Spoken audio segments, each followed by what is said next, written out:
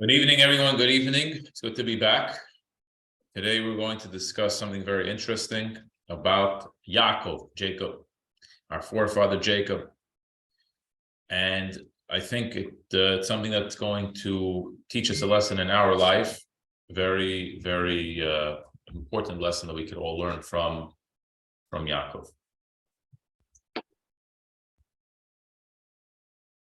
We are for the first time introduced to Yaakov together with his brother Esau last week in a portion called Toldos.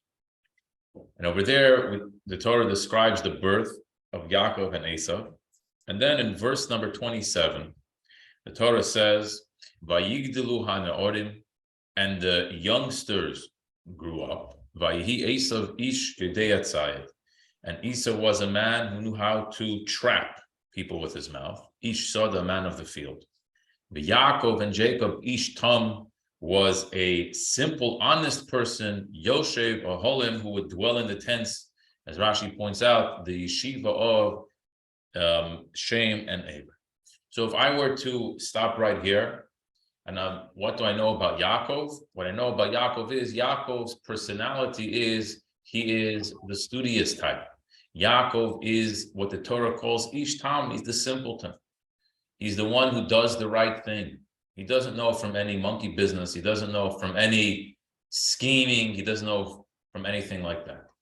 We give a look later in the parsha last week. There's a story how Yitzchak gives the blessings. And again, Yaakov doesn't know how to. His mother has to teach him how to basically trick his father and to give the blessings. He's very hesitant. He doesn't want to do it. But Yaakov's life is all about serving Hashem. It's all about doing the right thing, following in the path that his father and his grandfather taught him.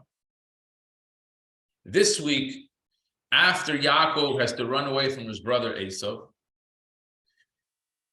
so his mother tells him to go find a shidduch, and his father tells him to go find a shidduch by his mother's family.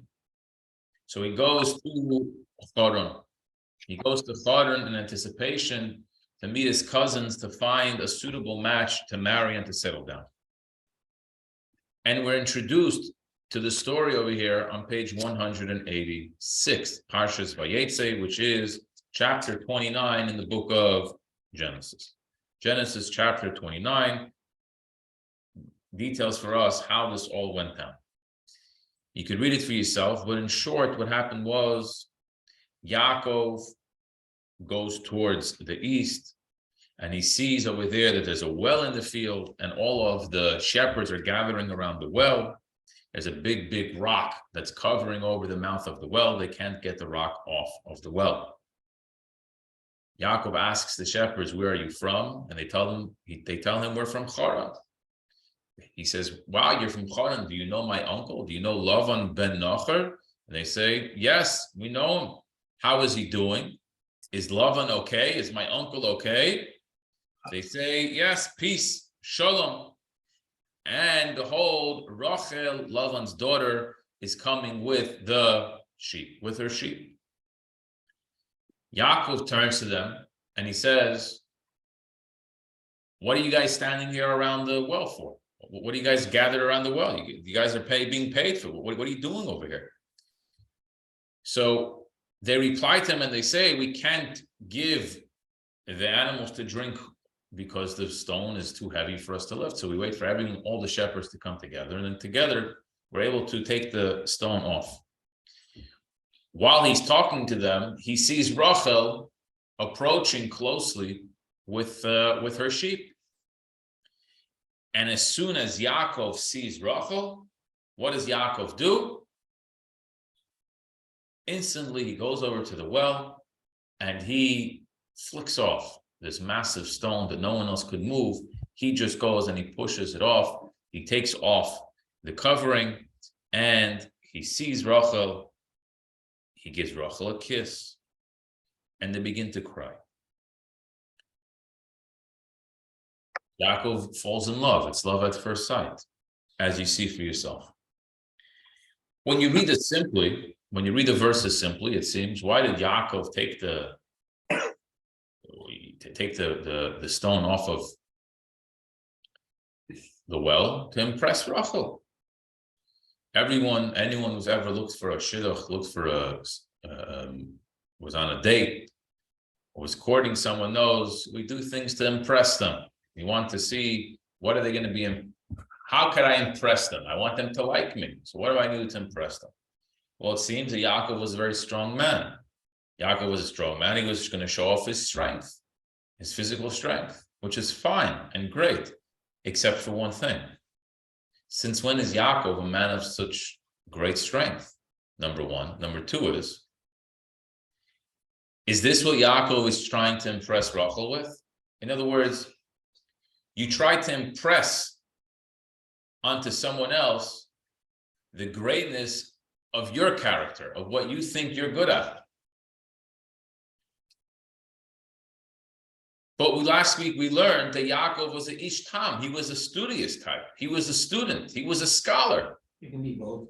You can be both. But if he spent his day in the study house, certainly if he wants Rachel to like him, he should be trying to impress her with some wisdom, some knowledge. Show her what you have. Show her what you're made of. Physical strength is not a real expression of your greatness. That's not really who you are. Why in the world would you be trying to show off to Rachel via your physical strength? It seems to be that something is missing over here. He's using a different type of prowess. He's using a different type of skill than what we're commonly used to from Yaakov. Why is this? Why is this so? Imagine it worked the other way around. Imagine for a moment there was a guy who spent his day in the gym all day. He was a bodybuilder. That's what he did. All day long, he spent his time in the gym. And he was pumped, he was built, he had shape, he had muscles, he had it all. And he meets a girl and he tries to impress the girl. So he goes to the girl, and the way he's going to impress the girl is he's going to show the girl how brilliant and special his voice is. I mean, you spend your day in the gym. You're not an opera singer. That's not your forte. If you want to impress, you got to show her your muscles. Show her what you do all day. What's Yaakov doing over here? He's an ish tam. Yaakov is the ish tam. He is holy. He's righteous. He's pure. He's a student, disciple of his father and his grandfather. Show that to her. You got macho. Oh, let me show you how strong I am. Let me move the rock. It doesn't seem to fit. So what happens in between from when Yaakov was the simpleton who studied in the yeshiva to all of a sudden Yaakov now flicking off massive boulders from wells in order to impress? This is how he was going to impress. Impress for love. How does this work? So there was one thing that happened in between the Torah tells us about. From when Yaakov left his parents' home until where we are, where he meets Rachel. And that is the beginning of the portion on page 180. Torah tells us over there the famous story of Jacob's dream. The dream of Jacob, the ladder with angels going up and angels coming down, right? Familiar with the story. But if you give a look in the Chumash, chapter 28, verse 10, you see what happened was Yaakov was traveling. Yaakov gets tired, right? He comes across the place called, the Torah doesn't tell us, but it was Mount Moriah. He spends the night there because the sun sets. He set special because Hashem wanted Yaakov to spend time there. He puts a protection around his head. He goes to sleep and he has a dream. In the dream, there was a ladder that its base was on the ground and its head reached the heavens. And he watches in this dream how the angels are ascending the ladder and descending the ladder. Then the Torah says, and suddenly God is standing over him. And God says, I am the God of Avram, your father, and the God of Yitzchak. The land on which you are lying now, I'm going to give it to you and your descendants. And then God blesses him that your descendants are going to be spread out to the south and to the north, to the east and to the west. And they will be blessed, and all the families of the earth will be blessed through them and your descendants. And God says, I make a promise, I'm going to be with you, and I'm going to guard you everywhere you go. I'm not going to forsake you. This was a beautiful dream. Yaakov wakes up, and what does Yaakov say? On page 184 in our Chumash over here, what does Yaakov say? He says, Ochein yesh Hashem b'mokim hazeh. God is truly in this place, and I didn't realize it. How could I have slept? Vayido vayomer. He feels fright, and he says, how awesome is this place? This is none other than the house of God, and this is the gate of heaven. And the question is asked. There seems to be a wrong word over here. Yaakov wakes up from his dream, this amazing dream that he has, and he realizes that this place is what? Give me the word to describe this place. If I were to ask you, holy. What's the Hebrew word for holy? Kadosh. Kadosh. But that's not what Yaakov says. He doesn't say the place is holy. He says the place is awesome. Noida. What's this Noida business? This place is awesome. You should wake up and say, oh my gosh, this place is so holy. How could I have slept there? It's like intimidating. There seems to be, it seems to be that Yaakov is trying to say that it's holy, but why didn't he say that it's holy? From the context, this seems like the word he should have used. This place is holy. But instead he uses the word noida. This place is awesome. Why is he calling this place awesome?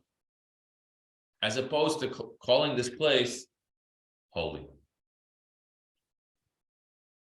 There's a number of more questions that one can ask. For example, in Hebrew, the previous verse, it says, "V'anochi lo yodati," and I didn't know. All you have to say in Hebrew is lo yodati. I didn't know. We don't need to have the word v'anochi, because and I didn't know was already baked into the word lo yodati. The yud at the end makes it about me. So v'anochi seems to be an extra word. Why would he say the words v'anochi?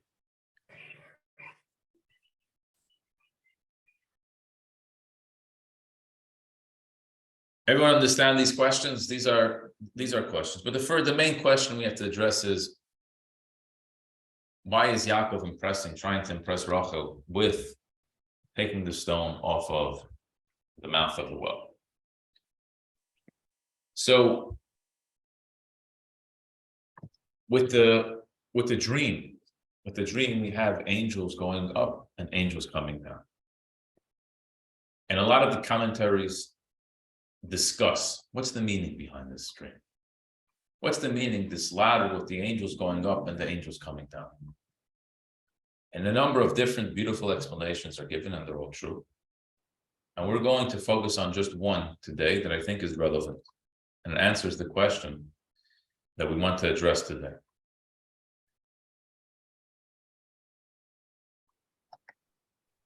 And it's going to address really something that we all say in our own life. And that is, whenever we're faced with a certain opportunity or challenge,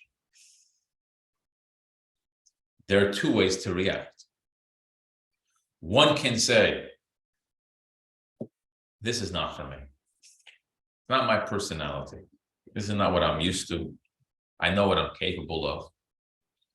Or one can try and grab the opportunity and face the challenge and overcome the challenge. Many, many times we're going to focus on the former. What happens is someone comes along and says, I lived for so many years with a roommate, with a spouse, with a friend, and the person's gone.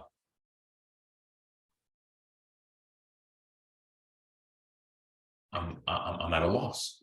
I'm at a loss. I can't handle it. I have to put the dishes in the dishwasher myself. I have to take out the garbage by myself. I have to live alone. This is too much for me. I don't know how to do this. This is terrible. I'm going to go crazy from this. I'm losing my life. I don't have a life, etc., etc., etc. This is all in a very minuscule way, but it happens in so many different areas in life. Religiously, it happens all the time.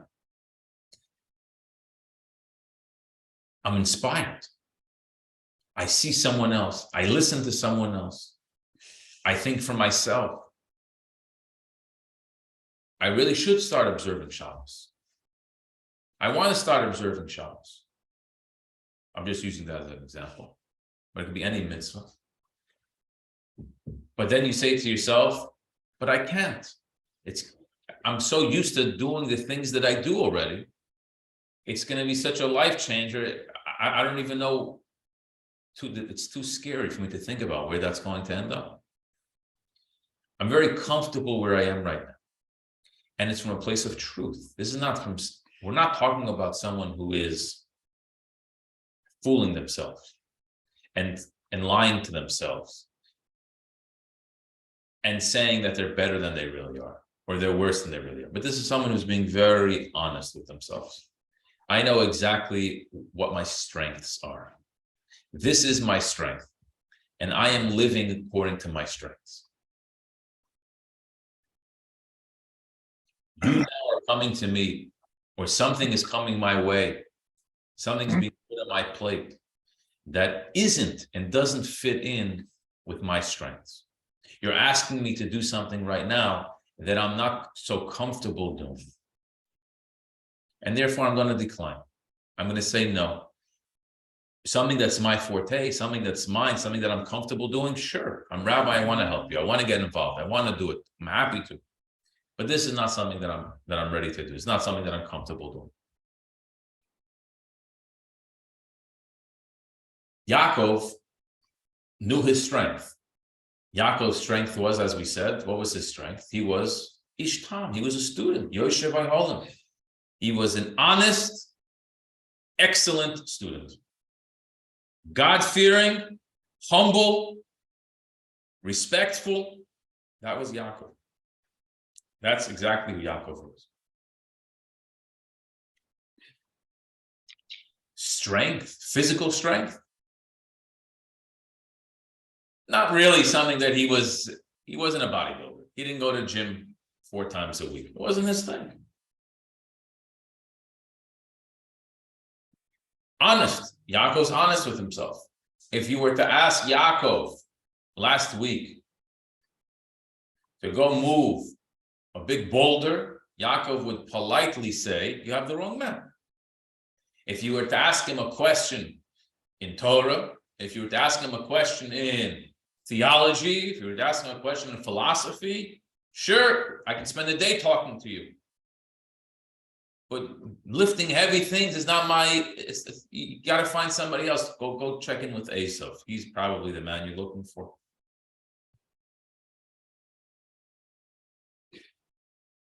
But now Yaakov was facing new challenges in life. Yaakov was on his way to Lavan. He was on his way to Choron. And over there, God knew that this great Yaakov Avinu, the great Jacob, our patriarch, was going to have new challenges that he never saw before coming his way.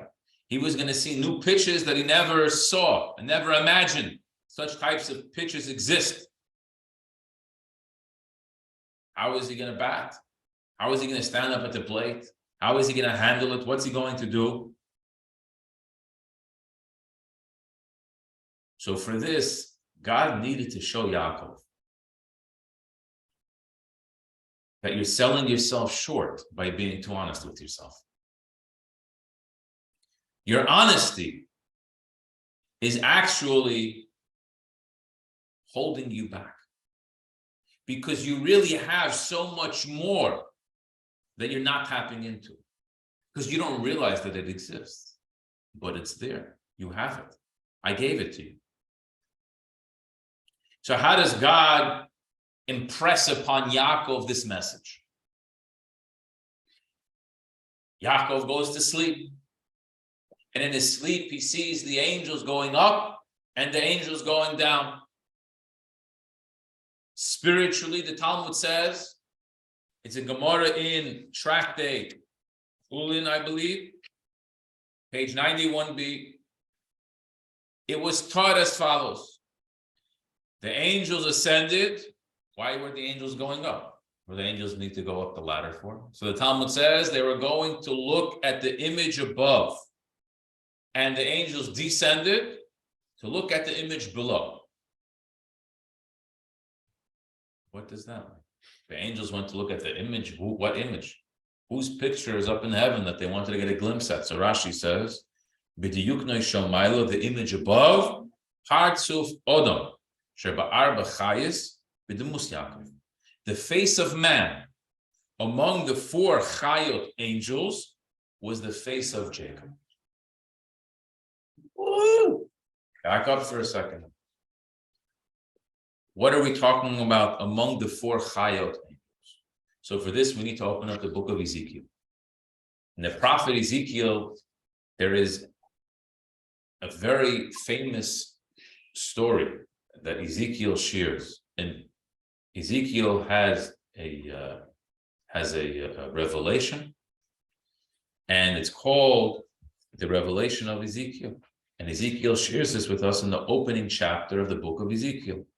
And Ezekiel goes on to say that it came to pass, the bottom line is that he saw in heaven that there was a chariot. And on this chariot, there were 4 faces. 4 faces on this chariot. What were the 4 faces on this chariot? So he says in chapter 10, verse 14, each one had 4 faces. The face of one was the face of the Keruv. The face of the second was the face of a man. The face of the third was the face of a lion. The face of the fourth was the face of an eagle. So this chariot, in other words, there's a godly chariot that Ezekiel saw. And this is what all future generations, much of Kabbalah, the mystical parts of Torah, is to decipher and to discuss and to figure out what is Ezekiel talking about. What exactly is this image that Ezekiel saw and how is it relevant to all of us? But this is called Maisa HaMerkava, the story of the chariot. There's a spiritual chariot. And in a spiritual chariot, there are multiple faces, and one of the faces is the face of man. The angels went up to take a look at the face of the chariot, and whose face, what was this face of man, and whose image? Yaakov, of Jacob. They descended the ladder to see the image. That refers to the physical face of Jacob. So Jacob has now, in his dream, he notices angels going up, taking a look at his image above, angels coming down to take a look at his image below, and the Talmud concludes and says that these angels wanted to hurt Jacob. They were jealous of Jacob, and therefore they wanted to hurt Jacob. But God prevented them. God protects Jacob and says, I'm going to be here to protect you. Why? They want to hurt Yaakov. Yaakov didn't do anything wrong to them. Now we can understand where this jealousy came from over here. Because angels are used to spiritual beings. They're not used to people having a place in 2 worlds at the same time. You can't have a face on the chariot and be a living person too. If you're a face of the chariot, so you're part of the ecosystem of the spiritual, of the godly, of the divine imagery. If you're a human being, you're a human being. Your domain is down over here. But that there should be a human being like Yaakov, and his image should be the image that we're seeing on the chariot, this is something we can't handle. This is something that is not acceptable by us. But God protects him. What's the message behind over here? What's God trying to show Yaakov over here. And that's from the Talmud and Rashi comments on the Talmud section. Which part? Right. The Talmud says the angels went up to see the image. Rashi tells us what the image they were looking at was. But what's the message that God's trying to impress on Yaakov with this? The message is, Yaakov, you don't even realize your own power over here. You don't even realize how great you are. Come here, take a look. In heaven, where you stand. Now come back down to this world and see where you stand. There's a massive discrepancy over there. For the place where you stand in heaven, you should be a lot further. You have a lot more potential that you haven't yet utilized. You have so much more to offer the world that you haven't yet done. But don't worry. Now's the time you're going to need it. God never told us to him before, because up until this point, his place was to be in the yeshiva. That was that period of life where he had to be studying. But now he entered a new stage in life. Someone can say that he matured. He reached a stage where he was moving out of his parents' home, away from his parents. He was going off to college. And if you're going to such a place, the darkness of Charan, where Lavan was the ruler and the champion and the one who moved all the pieces around. And you're going to have to contend with that type of a challenge. You better take a look at who you are, because you're not even aware today. Now let me show you who you are. This was self-discovery for Yaakov. It was him discovering his own self. It's like watch a child, a little baby. And you see throughout the stages, when they're born, 3 months, they start recognizing. They recognize your voice. They recognize an image. They see a face. He can start smiling. He can start moving. He start crawling. He can start walking. Start talking. Every stage, they're discovering all these about themselves. We all lived through it. We were all chosen. No one was born an adult. So we all experienced this for ourselves. Other people observed us, and also, if we were lucky enough, be able to observe it with other people. Through time, with time. But then you reach a point where, after you've reached adulthood, where self-discovery doesn't exist really anymore. Now we're on cruise control. This is who I am. I've discovered who I am as an adult. I have my mindset. I know honest. I know my skill set. I know what I'm good at. I know what I'm not good at, where I need help, what not to ask me about. And now we live cruise control. That's basically how life works for most of us. That's how it would have worked for Yaakov too. Spent years and years figuring himself out, discovered, now he's off. Hashem said, no, that's not going to work now. You're going into the lion's den. Your own self-discovery didn't reach close to what your true potential. And that's why Yaakov has this dream. So when Yaakov wakes up from this dream, what does Yaakov say? He doesn't express himself by saying, this place is so holy. Holy means it's distant from me. Rather, he uses which word? Awesome. Awesome is an expression where something that was previously concealed from me is now revealed to me. Like, wow, look at this discovery. That's awesome. When you discover something amazing, that's awesome. When you step on holy ground, it's holy. I'm respectful. It's not the same reaction. Yaakov wakes up and he says, God just enlightened me to who I am. Then he goes and he sees Rachel. Rachel is coming his way. This is the first opportunity that he has to show how his skills, his strengths are not limited to the base medrash. It's not limited to the Gemara. It's not limited to the Chumash. It's not limited to the Yeshiva. Far more. Immediately, what does Yaakov do for love? He shows Rachel. He tries to impress upon Rachel.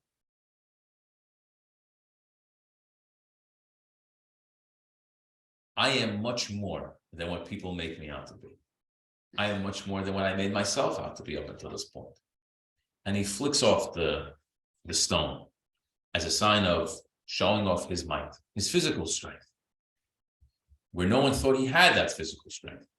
But now he realized in himself that he had that physical strength as well. Physical strength was another blessing that he was endowed with. This gives us some perspective. It helps us understand in our own life how we sell ourselves short. I can't. You could. You can't. It's much easier to say that. I can't. And you want sympathy I from can't. everybody else. But the parsha this week tells us that you have a special blessing this week, energy this week. That just as Yaakov has spiritual image up in heaven that he wasn't even aware of, that enlightened him. We all have that to some degree. Maybe not, our face is not on the chariot of God. What we all have is spiritual generator of special power that we're not fully tapping into. And we have to take more advantage of that. And it's not fair to ourselves to sell ourselves short. It's not fair to ourselves to say, this is not something that I'm comfortable doing, right? What do you mean not comfortable? Because you think that you're not capable of doing it, but this is the greatest strength that you possess right now. You're cutting off a whole part of your life, all in the name of honesty. But that's not fair to yourself. It's a fascinating Gemara. The Gemara says like this.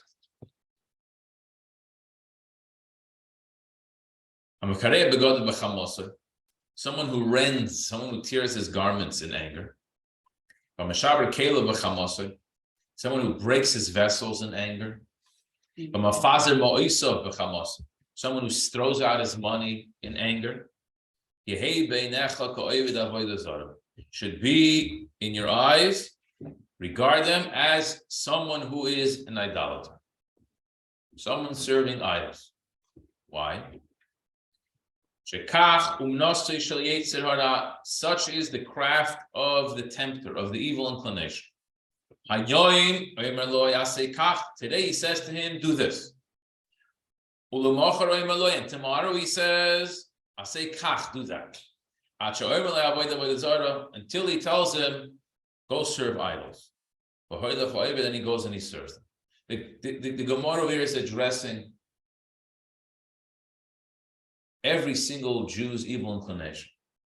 No Jew does the evil inclination approach and say, go serve idols. That's not how it happens. It's not how it works. It doesn't work that way. You start small. One day he says, tear your garments. You're angry, go waste. Next day he says, go break. The next day he says, go throw money. All small things. But every small thing is going to add up. And tomorrow it's further, tomorrow it's further, tomorrow it's further. Eventually he tells him serve idols. And because we're used to the pattern, so we go ahead and serve idols. And the question is asked, this is the genius. You can ask any child. The strategy. What's so brilliant about this strategy?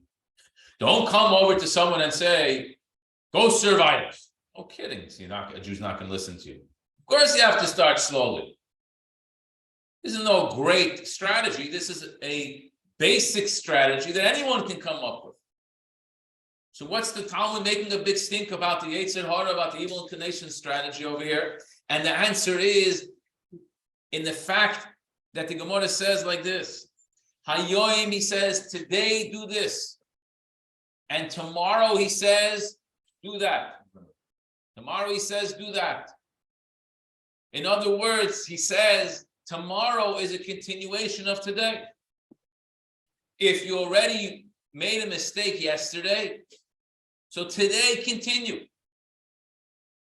But the correct truth is, the Jewish truth is, that every day is a fresh day. And yesterday's sins have no bearing on today. Yesterday's mistakes are irrelevant today. That was yesterday.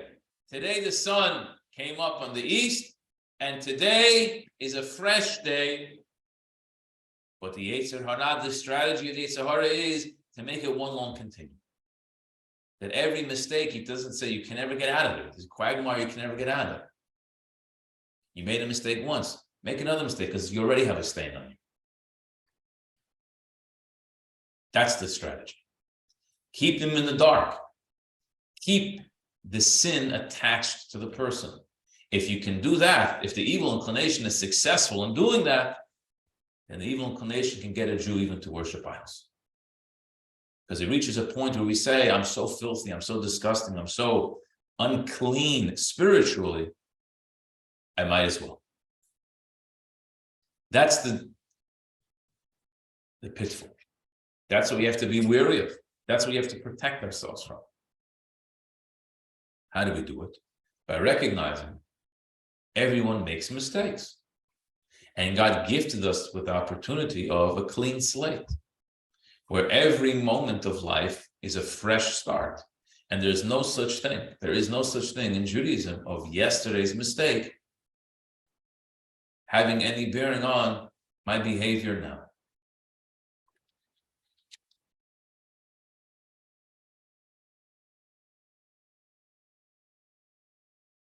The Sfas Emes was a Gerer Rebbe. He said in his explanation, the Sfas Emes on the Chumash, he writes like this. In the verse it says, "V'ha'even," and the stone Gedoylo was the large one. Al Pia Be'er was on the mouth of the well. It's covering over the well. He says it should have says V'even Gedoylo, and a large stone, not and the large stone. What's the large? Why does the Torah say in the large stone? We don't know anything about this stone before. Tell us the story and say a large stone was on the well. So he says this is actually an allusion to the evil inclination, who is to be found in all places. The large stone didn't only mean the stone. The wellspring is a wellspring of life. And the evil inclination tries to suppress that, tries to cover that over. Doesn't want you to connect with all of your true potential. It wants you to be satisfied with what you had up until now. It says you're already 50 years old, you're already 60 years old, you're already a mature adult. This is who I am, this is the way I do things. Let's keep it like that. It tries to block the wellspring of new energy, of life, of my untapped potential. Yaakov, recognizing that, knocks it right off. Showing Rachel, impressing for love on Rachel, showing her how everything that I have is going to be put into this relationship. I'm much more than what anyone ever made me out to be. And the Rebbe explains in the letter, the Rebbe writes in the letter, Nisoyin Hoira, experience shows, sometimes underestimating one's value is just a ploy of the evil inclination to throw a wrench or otherwise weaken one's practical resolve. Every person knows this within him or herself. So before any important turning point in life, a person ought to properly assess what kind of resources they truly have stored deep beneath the surface. That's a job that everyone has to do for themselves. Most times, most people tend to overemphasize their perceived shortcomings and our perceived deficiencies. We certainly have shortcomings and deficiencies, but we also have tremendous qualities and potential that can get us very, very, very far in life. So we must turn to them so that they manifest and impact our personal lives. Every person knows that at a certain turning point in life, there are large boulders that are stopping and trying to prevent us from taking it to the next level. Trying to maintain the status quo sometimes is the biggest disaster. It is the brilliant strategy of the evil inclination, maintain the status quo. It's impossible for a Jew to maintain the status quo when it comes to our Jewish observance. If we're not going up, we're automatically going down. If you're on the highway and you're driving your car and you take your foot off the gas pedal, you are going to slow down. And maybe you may go from 65 to 64. You'll still be moving. You'll still be moving. You'll still be moving in the right direction, maybe. You're slowing down. Eventually, if you don't give gas, you're going to stop. That is the game plan of the Yetzer Hara. Tell a person, take your foot off the gas. Stay here. Stay where you are. This is a good speed. Stay over here. It doesn't work. He knows it doesn't work. He knows that it's really going to slow you down. If we're able to tap into our good qualities, if we're able to tap into our blessed traits that we all have, this will allow us to uplift our own rocks and recognize how